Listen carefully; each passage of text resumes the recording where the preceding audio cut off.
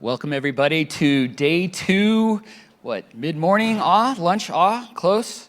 It's been a remarkable conference so far, and we just had a great presentation by Zepeto talking about virtual characters and stylized things that are taking over the metaverse with their service to celebrities and influencers and other stuff. And now we're gonna get real.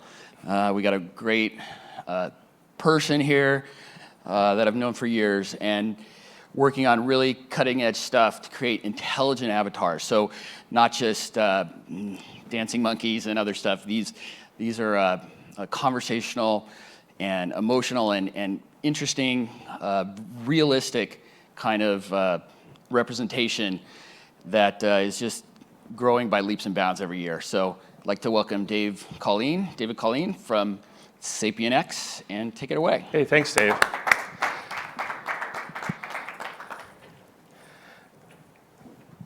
Thank you for coming out. I'd love to talk to you today about what we've been up to and leave you with a sense of how, if this is of interest, how you could do it yourself.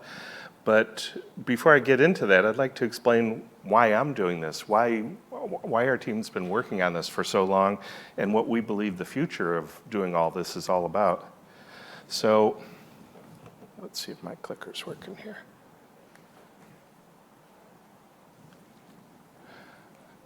I think I don't have a clicker working. Oops, now it's working too well. Okay, let me try it again here. Okay, so my company is SapientX, and our focus is on making smooth conversation as an interface to a wide range of products. Our customers are car companies, people who make robots, even people making washers and dryers where they think it would be useful to use your voice to communicate with that device.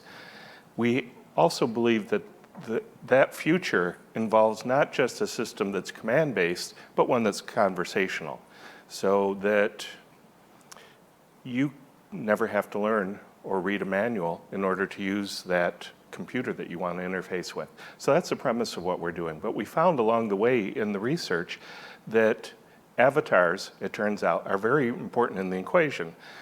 You might have heard the old adage that 70% of all human communication is nonverbal. So given that, if only 30% is understood from what I'm saying, why would anybody want to ignore the other 70%? So if you have a good avatar that can deliver a good facial performance and body gestures, that complements the voice in a very positive and measurable way. So there's a lot of research that's happened in the last 10 years on this that supports all that. Some of the key takeaways are that you have elevated trust of 20 to 25% if you have a good avatar. You have elevated user satisfaction around 25% if you have a good avatar to go with that voice. Now, as an AI company, our goal is not to be an avatar company, but we want to make it easy for our customers to use our software and to use avatars in their application or their device. So what we've been hard at work at for the last 4 years is a Unity and an Unreal SDK, so that all you have to do is add an asset or a blueprint to your application, and boom, you have a good voice system right off the bat.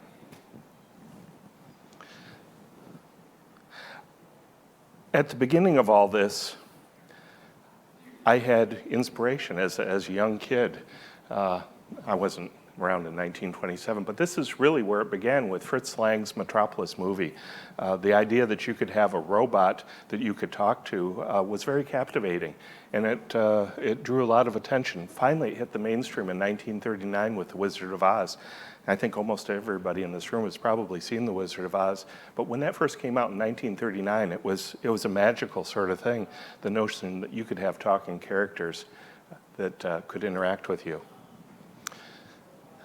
I was born in 1958. I'm pretty old now. You see Billy Mumy there in Lost in Space. He's 7 years old in that picture, and I was 7 years old when that came out. And the notion that you could have a robot that you could talk to was just wonderful to me, and it made me really want to pursue the field that I ended up in. What I didn't know at that time was also in 1966, ELIZA came out. Eliza was the first chatbot. So if you do the math, chatbots have been around almost as long as I have. There were also on every TV show, it seemed like, ventriloquists at that time. And as a little kid, you could pretend that maybe that dummy was something that you could actually talk to. It certainly seemed like it. So this was in the back of my mind as I'm thinking about all of this. Then some key things happened. First thing is Blade Runner came out in 1982. So you had the notion that there were synthetic characters that looked like humans. Prior to Blade Runner, all the representations of avatars were machines. This was the first time when the notion was exposed to the mass public that you could have highly realistic characters interacting with you and performing tasks for you. 10 years later, this looks very cartoonish now, but Lawnmower Man was the first synthetic character in a movie. So this really got us thinking that maybe we could actually do this someday. And in 2001, it came together in a very slick way in the AI movie. So the way this inspired me is in the mid-90s, we were one of the pioneering companies, my old Planet 9 company, doing talking characters in virtual places. And we became friends with a lot of talented engineers in the San Francisco area. One of them, Karen Marcello, built virtual Stellark here for performance artists. This is the very first coupling of an avatar with an AI, 2002. The next year, we brought Karen onto our team and built, and with Planet 9, talking characters that you could start interacting with. But the conversation was very wooden. Basic chatbots are very limited in what they can say. They feel very scripted and constrained. So it took a long time before we were able to improve on that. Finally, in 2008, we brought Bruce Wilcox onto our team, and he wrote from the ground up a new conversational AI system that's based in symbolic reasoning. For the first time, we had a back-end, a conversational back-end that could be added into anything to make it conversational. Then the bomb exploded. The bomb was Polar Express. Polar Express was an animated kids movie that started the whole discussion about the uncanny valley. And it was an unfortunate thing. Looking back at it, it was just bad animation. The problem is the characters looked creepy, and the animation was out of sync with the voice and the expression that they were trying to deliver on. And it had the effect in our community of dissuading people from even attempting realistic-looking humans. So a lot of people who could have contributed to this walked away because they figured Uncanny Valley was unbeatable. I disagree. I think it's a glass ceiling, and we're busy going through that glass ceiling right now. Coming up to modern times here, SapientX was formed 5 years ago, and when we were formed in 2016, there was a lot going on that was very exciting for us. The first robots that could walk around. We worked with 2 robot companies back then and built the Furrow and Poca robots that for the first time had a good voice to go along with all the robotic actions. But you can see most of the vision of robots was not realistic humanoids at all. It was abstract things. Abstract faces. If you talked with any robot maker in that period, their feeling was that the only legitimate robot had an abstract face. They were scared to do anything humanoid, in part because of Uncanny Valley.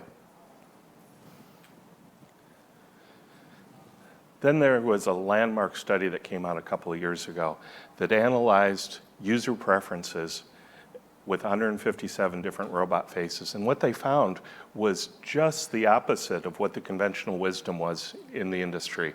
What they found was that people greatly preferred more human-looking avatars for robots, and by extension, with digital characters at large. So we've been handing out this paper for the past few years because it shows a dramatically different path than most people had chosen previously. Now, at this point, I'd like to make a little bit of a scorecard. In our view, there's 4 different things that are key to making good walking, talking characters that please people and can act as interfaces for different products or different tasks. First one is, does that character look really good? Now, looking good has different metrics to it. If you're trying to do a human, it's based on how much it looks like a human. If you're doing a Disney character, that's a different metric. If it looks good, it is good in that case. The good news is for this first thing, this first bullet point, I think we're 98% of the way there. We are now making characters that are so realistic that many people at first think that they're actual human beings. So that's an important bridge that we crossed and now is behind us. I would say we're there, effectively. The second thing is do we have a human-like conversational performance? While I'm very excited about what our team has been doing with conversation, I would say we're not fully there yet. When we're working in your car, we only need to perform a very narrow set of tasks, a narrow domain, having to do mostly with navigation, playing your radio, making your windows go up and down, things like that. But what we find is that about half of the user interactions with a voice system are purely conversational. Once they find that a voice system is conversational, they start talking to it. It's just human nature, especially if you're in a car driving along and maybe you're lonely by yourself and you find that you can have some form of a relationship with a synthetic entity in your dashboard. People do. So about half of all human conversation with voice systems is purely conversational. So we want to support that as well, and that's a much deeper task. Right now, our system is able to talk about almost 300 different topics, but there's still a lot out there that we don't talk about. So that's why I say we're only at 90% of the way there. The next thing is a truly conversational AI. We're getting there, but we still have a lot of work to do. And I'll invite you to come by our booth afterwards. We're in the startup section, and come talk to our system so you get a feel of where we are. And before the end of the year, we're going to be launching on our public site the ability to talk to a number of different characters through your web browser. We're getting there every day, but we still have work to do. The place that needs the most work is the animation side of things. It's really difficult to have the expression that the character is exhibiting, whether it's a hand gesture or a body position, or just even the blink or gaze of that character. It's really difficult to have that happen automatically in a very convincing way. We're hard at work at it, but it's something that's going to take a while to get straight. There's some good news, and I'll share that good news with you in a moment. There's been some titans who have carried large amounts of water to get us to where we are today. One of them is Jorge Jimenez in Spain. He was a professor doing subsurface scattering shader work, and he was generous enough to publish all of that at SIGGRAPH. And so a lot of people followed his very detailed papers and have added and added and added to make characters look more realistic, such as Shader Toy doing highly realistic eyes based on Jorge's work just 2 years after his published paper. Now, Jorge went on to be the head of technology in a large game company doing Call of Duty and making very realistic characters for games, but he still influences everybody working on this. One of the groups he influenced was Three Lateral, who was producing Service Bureau game characters in very high resolution for popular games. They got acquired by Epic, and I assume many of you know about the metahumans that came out in February. Well, those were the Three Lateral characters and technologies that were acquired by Epic. And that has really changed our playing field a lot because it makes it super easy for each of you to get free, high-resolution characters that you can bring into your game or your application. Now, our own work in this really got cranked up 4 years ago when we brought Alex Hessler from Pixar to head up our high-resolution character work. So we've been working hard for 4 years to try to get this nailed. And Alex brought Jack Kim, who was the lead character animator from Tippett Studios, Jack's worked on 40 different movies, including things like Pacific Rim and vampire movies and werewolf movies. As good as Jack was, our characters being animated by Jack still seemed a little artificial. You might mistake their looks for being real humans, but you would never mistake their motions from being real human. So that's a big area that we need to continue working on. By the way, I thought maybe we could sidestep Uncanny Valley by making an android. She creeped out, Kayla's her name, she creeped out people even more. A year and a half ago, Samsung really shook things up at CES. They released the Neon project, and it was an important project because they were showing the possibility of having high-resolution characters on large screens, and it really opened a lot of people's eyes and got people thinking about it. The only thing is it didn't really work.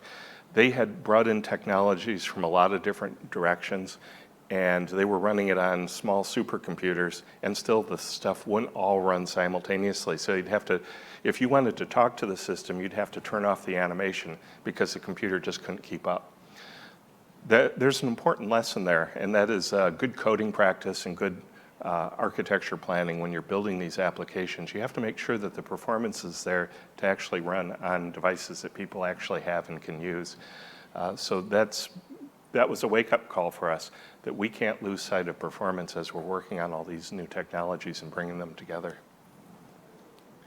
There's other interesting players in the space, like Oben over here in Soul Machines. These are people that came from animation studio backgrounds, and they grafted on AI systems to add talking capabilities.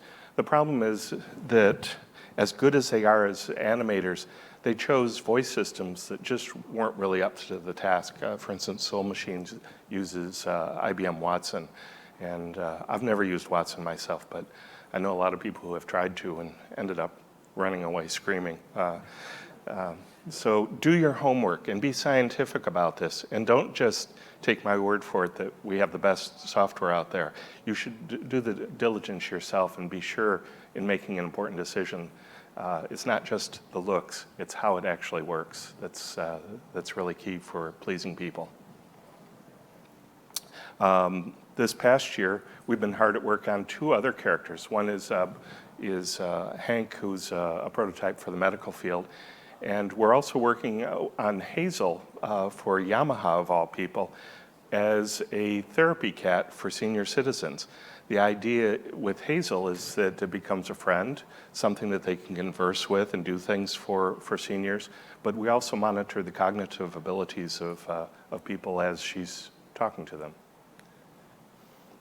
And then, as I explained, in February this year, the whole playing field changed when Epic put out the MetaHumans. And if you haven't tried them, they've really done a wonderful job of it. It's so easy to use these characters and customize them and bring them into your application. I would encourage all of you to get on the beta for this and start experimenting with it. Now, what we've done to make it easy for you is we've knitted our system into their game engine and connected it to these characters. So now these characters can walk and talk, increasingly like we can walk and talk right now. Human-like voice performance. This is still an issue. You might have seen Google's release last year of a voice system that maybe you mistook for being human. That's exciting, and that was wonderful work that they did. What they didn't tell you, though, was it was running on a supercomputer. So there are a lot of people out there saying, we can take a minute of your recorded voice and make a synthetic version of you, and you hit the sample on their website and it sounds beautiful, then you try it yourself and it sounds like crap. That's the reality of this. This is not a done deal in making high-resolution copies of people's voices yet. But we're getting there every day. There's leaps and bounds improvements every day on this, and we're using the best available technology, mostly using machine learning for doing synthetic voices for the characters now. That girl did a video about Star Wars lipstick. And this sounds pretty good. I'm too busy for romance. So this is Google's voice system. That sounds really good. We need to bring this to your mobile phone and actually have it work in real time on your phone. That's what our goal is.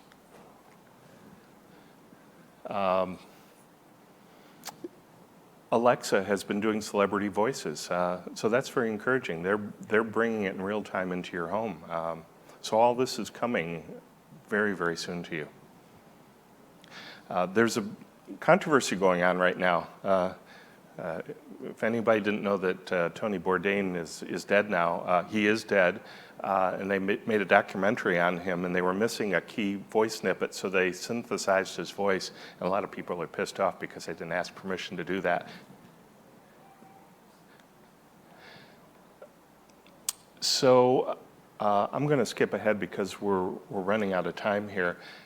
We were actually, it's lunch after this, and we can skip some questions if you want to keep going too.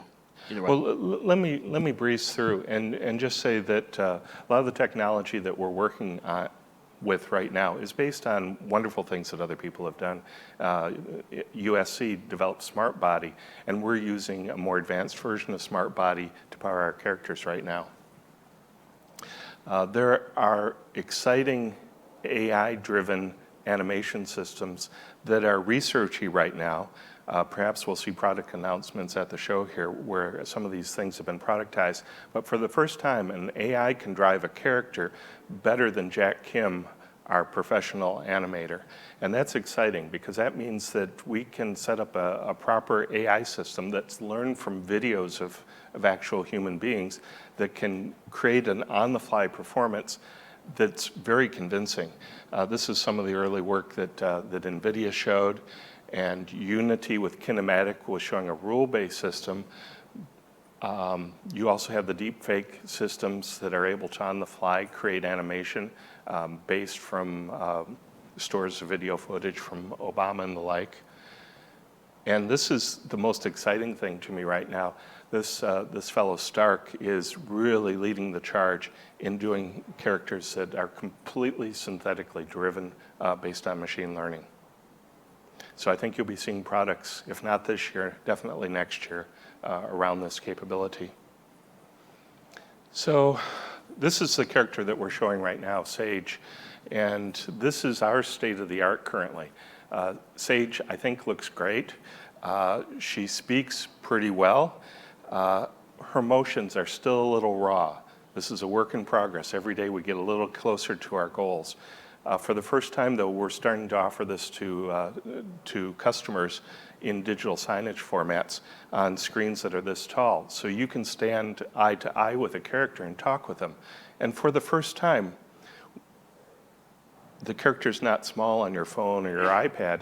It's full size, and it changes the dynamic. And it also, because you can see the little hairs coming out between the eyebrows, for the first time, we're held up to a higher standard. We really have to get this right, and it's something we're working hard on.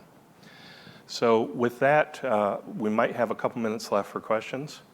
Does anybody have any questions out there?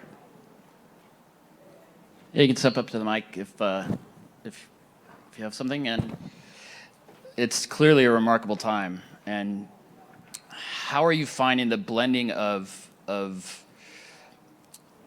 the more realistic avatars, the better AI and everything else combining to be a result more than just one element? So and how do you see it coming together?